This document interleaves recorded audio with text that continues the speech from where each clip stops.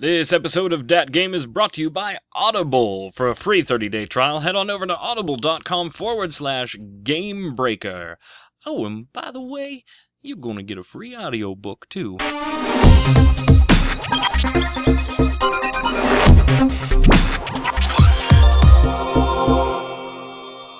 Hello, Internet Magic Man here from FreetoPlay TV, bringing you another edition of Dat Game, our first look series. This time it's Might and Magic Duel of Champions, the online card game, brought to you by the team at Ubisoft. We're going to spend about 15 minutes in the game, checking it out, learning the basics, and showing them to you. You can check out our review, which will be up on FreetoPlay TV later this week, as Troy finishes it up from his stream earlier this week. Make sure when you stop on by the site, you check out all the other great content we've got there for you. So, let's check it out. Now, off the beginning of the game, I have done the tutorials and things like that. You do create, or you do choose a faction. And the factions, think of them as a different play style. Being a trading card game, obviously, right? You're going to work with decks of cards. Who saw that coming? And these different factions really just cater to a certain play style. So like the Haven is more of a defensive play style. Keep everybody up and strong while the enemy is attacking. You can see that I'm playing with the Necropolis deck. That's more of an attrition type gameplay where you keep bringing your monsters back from the dead and dropping poisons. A very slow burn type of game. You have the offensive, I believe that's called the Inferno. And then there is a fourth one that's very, very aggressive, but off the beginning, I only got to choose from 3 initially. Now, the tutorial will help you learn the basics of the game, and I'm going to show you a little bit of the basics right here, because once you've completed the tutorial, it basically breaks down to 2 different types of core gameplay. One is the duels, right here, where you can queue up against somebody who's a similar skill level against you. Your level is right here. You can earn experience and gold and all that fun stuff. The other currencies are seals and then tournament tickets. We'll get to those in a second, but just remember that both gold and seals, both of them are purchasable with real-life cash, and you can exchange one for the other as well. Not really sure what the point is there if it's that open, but that's okay. You can exchange one for the other, and the cash shop has items that take one or the other as well. Also, you have the training stuff. This is kind of you against NPCs, is a nice way of putting it. Now, I've already completed all of the training missions, so let's go to the Orc Invasion campaign, and we'll start that.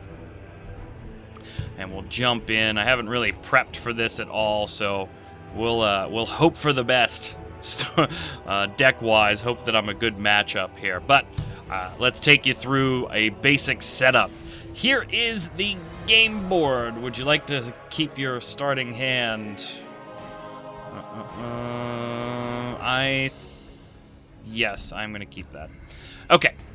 So here's the basic setup, and since I'm not under a timer, I can have a few minutes to show you what's going on.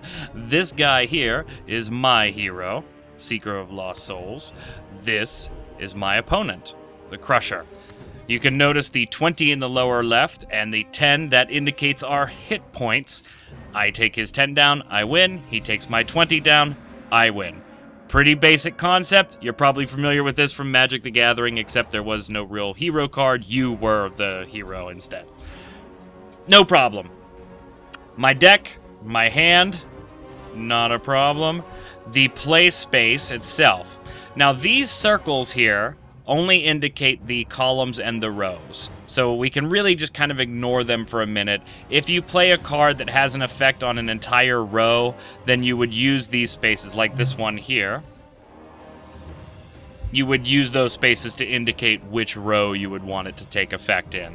That also holds true for these spaces up here, the columns.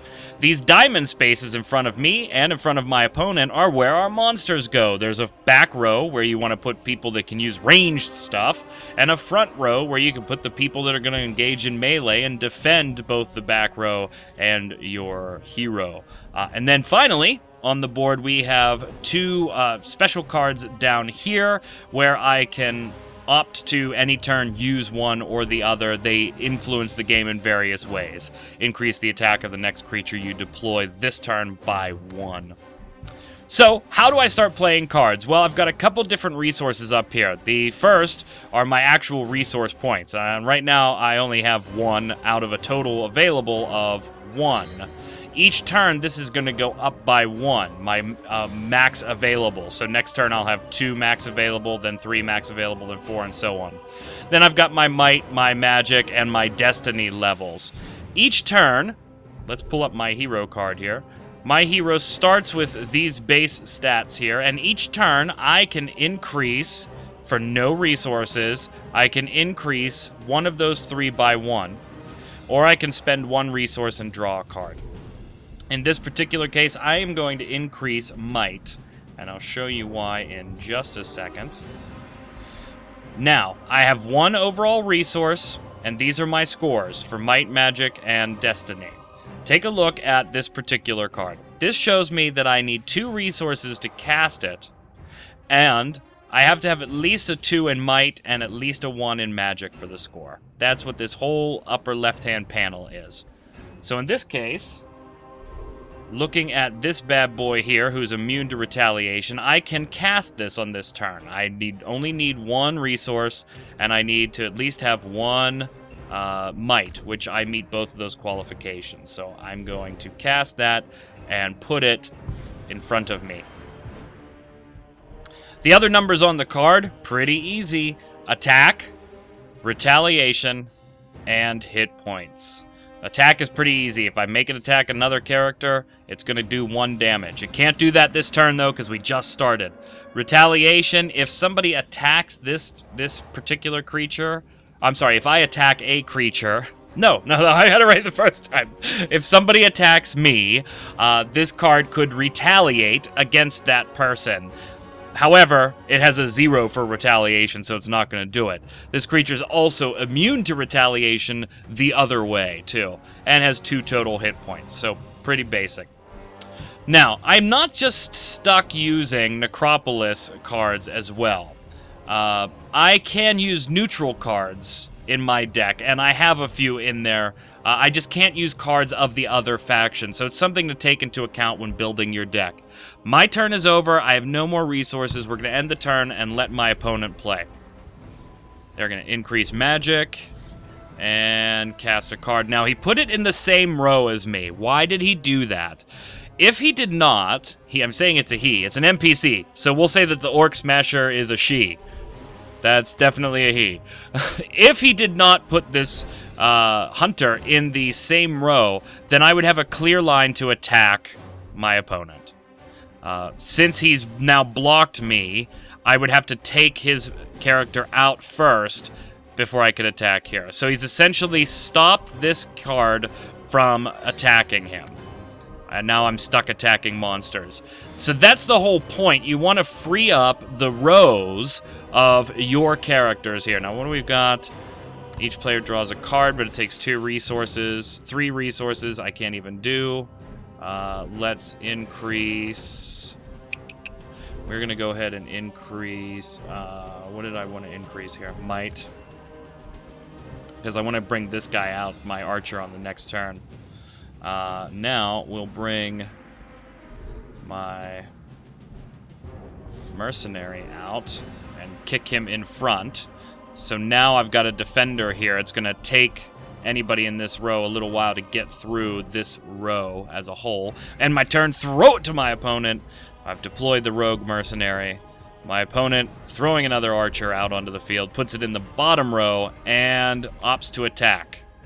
All right, now it's my turn. First off, this character's got 1 or 2 hit points, no retaliation, 1 attack.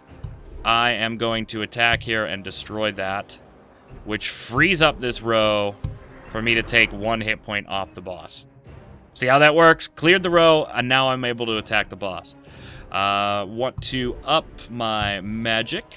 We're going to bring out... So we've got somebody in this row. We really need to quarantine this row. So I'm going to use, I can't cast that because I don't have 3 resources available. I only have 2. So I'm going to throw an ice wall down. What that card did was enchant the row. They're not, in addition to creature cards, obviously you have spell cards and event cards, things like that. This is a spell card. Ongoing, it enchants the entire row until my next turn. Both melee and shooter creatures from the enchanted row cannot attack. So since I can't put a creature here to defend my hero, I'm going to use the spell to do it for me. And then we're going to bust out some additional creatures here and end my turn. On to you, Crusher. Crusher dropping somebody in the second row. Okay, now look at this. This row is insane open, and 9 hit points left. I can do a total of 5 damage here, attacking with 4 and 1.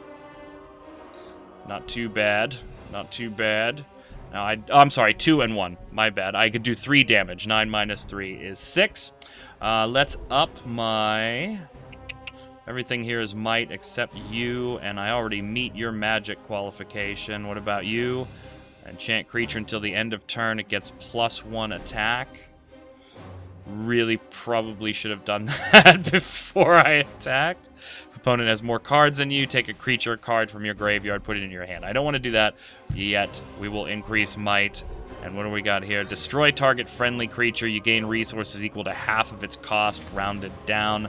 Don't want to really do that yet. I've got 3 hit points sitting here, and I can only do 1 damage. Now, that creature can only do 1 to me, too. So, but we do need to get protection down here in the bottom row. So we will place somebody with a flying creature with 6 hit points in that base row.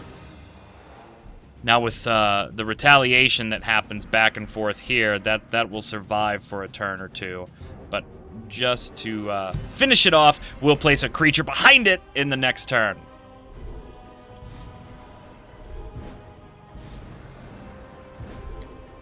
And finally, a little bit of attack action there. Retaliation happened as well. Still leaving this row open. Not sure. Maybe it's just, you know, a easy UI or a easy AI type situation, since I am kind of like right out of the tutorial. Ironically, though, I think I had a bit of a harder challenge with the tutorial's final boss than I'm having so far here. Definitely go through the tutorial. It's a non-negotiable, friends. Go through the tutorial. I kind of taught you the basics here, but go through the tutorial, and if you decide to get into this, it is one of those, obviously, gotta build your deck type things. And the tutorials really don't help with that. They give you a very, very basic idea, but not much. So if you are looking to actually really get into this and build different decks, what does this do? Until end of turn, your might is 2 levels higher. You're going to want to do the reading stuff that they give you in the game, and I'll show you that right before we finish up this fight. That's the... And we take you. That's enchant creature. You get 1 attack. I didn't use it again. Son of a... That could be at 1 hit point. However... 2, 3... Yeah, that would be a death sentence if I do that. So we're going to take you and put you up here. You're not going to be able to do anything this turn, but that's okay. And we can't do anything with you guys. So now I've got all 4 of my rows blocked off. Yes, I may lose a creature or 2 in different exchanges here, but I'm still protecting my hero, and that's the point of the game. Now, finally, we've got somebody to stop things here. Although it doesn't really do too much, because I can kill that in 1 turn. It just kind of delays the attacking in that particular row. But it keeps me from hitting the hero on the other side. Anything I want to do here, discard a card, then draw. If you haven't played a card this turn, draw a card. If you do, you cannot play a card. No, I don't want to do that. We are going to get rid of you. A little retaliation there, and that'll get rid of you. We will level up. See, I've got lots of these. That could prove beneficial. We could get rid of one of these guys up here, even though there's 1 or 4 hit points and only 3 damage. So yeah, let's start stacking things here. Use that on you. No point in using the second one, so we will just have you attack and wipe that out. And we need to put something down here so we don't get hit. We're gonna get hit here, but I don't think there's much I can do about that. It was one of those I'm gonna take 3 points of damage either way type deals. What does this do again? Yeah, might. You know what? I have resources. Maybe I can get a weak creature. Ah, no, I can't. Why can't I use this? 1 resource, 1 destiny. Because we're tied on cards, 4 and 4. Damn it! Okay, so I'm gonna take 3 points of damage here. There's not really much I can do. That's alright. That's alright. We're still doing well. We're doing well. Starting to get a little ugly. Now my hero's gonna take a few points. We knew that was coming. Knew there wasn't much I was gonna be able to do about that. 1 hit point here. We will attack. We'll take 2 off of you. 4, 3, 3, and 4. So some pretty rough allies there. And we are in need of some protection. Let's increase. It was still might. We don't really need anything else. We'll get you out here. You can't attack. 1 isn't going to help you. Might isn't going to help you. We don't have less. That's a shame, man. That's so close to being able to wipe that out. Again, I'm going to take 3 points of damage at the very least coming from that side. But this is just about over, my friends. Some spell cards going down. Attacking, attacking, attacking. Retaliation, retaliation. And that's it. Let's end that.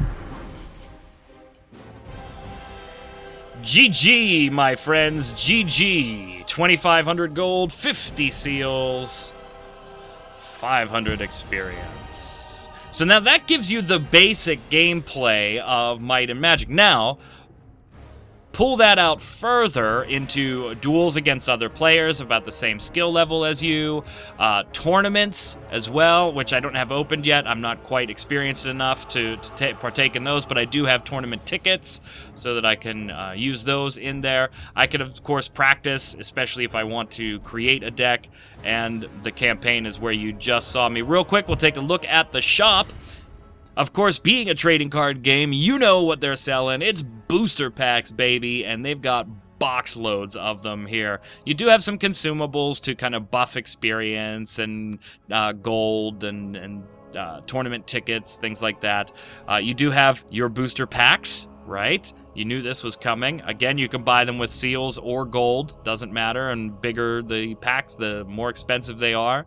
You can buy customized decks, if you want to, that have a sort of a theme. Anybody familiar with trading card games, particularly, you know, Magic the Gathering, stuff like that, you're already familiar with what you're going to be buying here. So no real surprises. And of course, you do have the ability to put cash right into the game and get seals or gold, or you can convert seals to gold if you want to as well. Last little perk, when you log in, you do get the choice of claiming a little bit of a gold reward, or you can let it roll day over day over day. Trick is that it's a nice little login type game. As long as you remember to log in each day, you can keep rolling over that gold reward and getting more and more. But if you forget to log in, way back down to the beginning. So nice little login perk, some extra gold. Not too much going on there. Last thing you can do, of course, customize your deck, baby. Now, a typical deck ranges from about 59 cards. It's an average deck. Here's your different factions I was mentioning: the Haven, the Inferno, the Stronghold, Neutral, the Necropolis. That's where I am, and Sanctuary. Now, obviously, certain cards cannot be used based on whatever faction you are. Neutral cards can be used by every faction, and you can create decks Right now, I've got 2 deck slots. I've got a pack I can open, so let's see what I get. Anything good? No, not really. A couple nice creature. Oh, that looks cool. The artwork, I've always loved the artwork in card games like this. I don't play a ton of card games. I did have some fun with this, so I am probably going to stick with it a little bit and see what I can get out of it. But I love some of this artwork. Just flipping through these cards, that's really cool, that one. And those are great numbers. Too bad it's Inferno. So we'll have to see if I can use that in some way. Well, there you go, gang. That is Might and Magic Duel of Champions, free-to-play trading card game from Ubisoft. If you have your Uplay account, you can go over and already play. If you don't, right below the video on FreetoPlay.tv, you can click the button that says Play Duel of Champions free. I've already got it all set up for you. You can immediately click and be playing the game within a few minutes of download. If you like the video, make sure you click like, make sure you subscribe, and of course, as always, come on over to FreetoPlay.tv. Check out all the other great content we've got for you there, just waiting for you to come over and comment on. We love having you there. We love your feedback, so make sure you give it, click like, and come on over. This is Magic Man saying, gang, stay safe, and we'll see you out on the servers.